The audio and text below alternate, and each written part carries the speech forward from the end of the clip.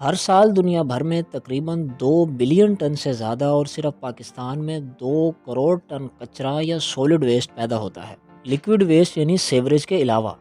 جبکہ سالانہ 292 million tons پیداوار کے ساتھ امریکہ دنیا میں سب سے زیادہ کچرا پیدا کرنے والا ملک ہے۔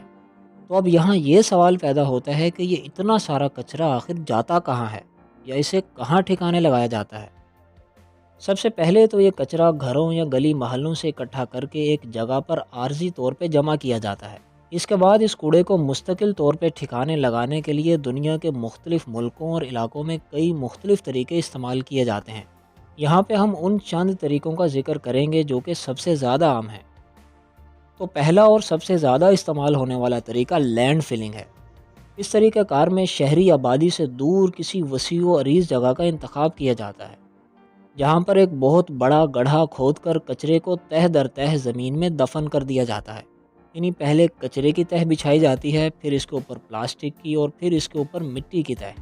گڑھا مکمل بھر جانے تک یہ تہیں اسی ترتیب سے بچھائی جاتی ہیں، لیکن بارش ہونے پر پانی زمین کے اندر جذب ہو کر ان کچرے کی تہوں سے گزرنے کے بعد آلودہ ہو جاتا ہے، اور پھر یہ آلودہ پانی مزید نیچے جا کر صاف پانی کے ذخائر کو بھی آلودہ کر سکتا ہے۔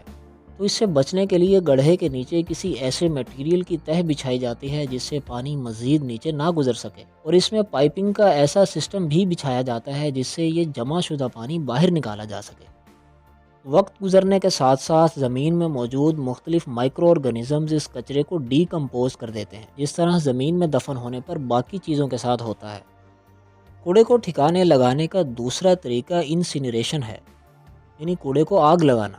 اس میں کوڑے کو کھلی فضا میں آگ نہیں لگائی جاتی، کیونکہ اس سے فضا میں کئی خطرناک اور زہریلی گیسوں کا اخراج ہوتا ہے جو کہ صحت کے لیے انتہائی نقصان دہ ہوتی ہیں۔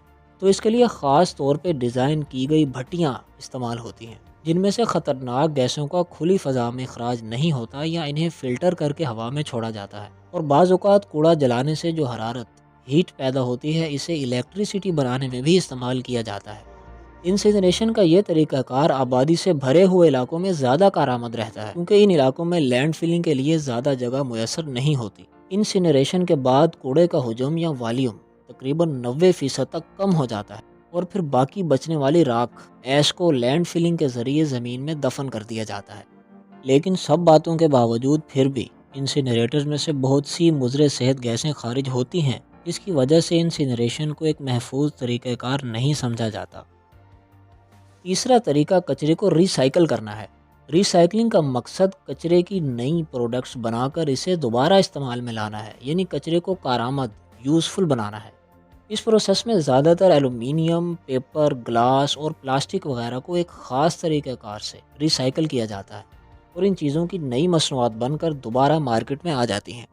اس کے علاوہ کچرے میں موجود ایگریکلچرل ویسٹ اور ضائع شدہ کھانے سے ایک خاص طریقہ کار جسے کمپوسٹنگ کہا جاتا ہے، پودوں اور فصلوں وغیرہ میں ڈلنے والی کھاد تیار کی جاتی ہے۔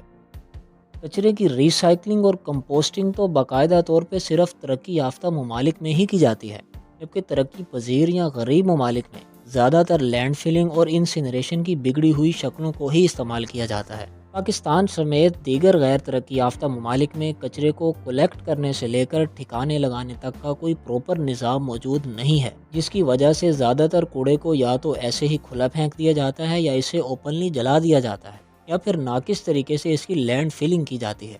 جبکہ بہت کم کچرے کو پراپر طریقے سے ٹھکانے لگایا جاتا ہے، جس کی وجہ سے ان ممالک میں اوور آل صحت اور صفائی کی کنڈیشن کافی خراب رہتی ہے۔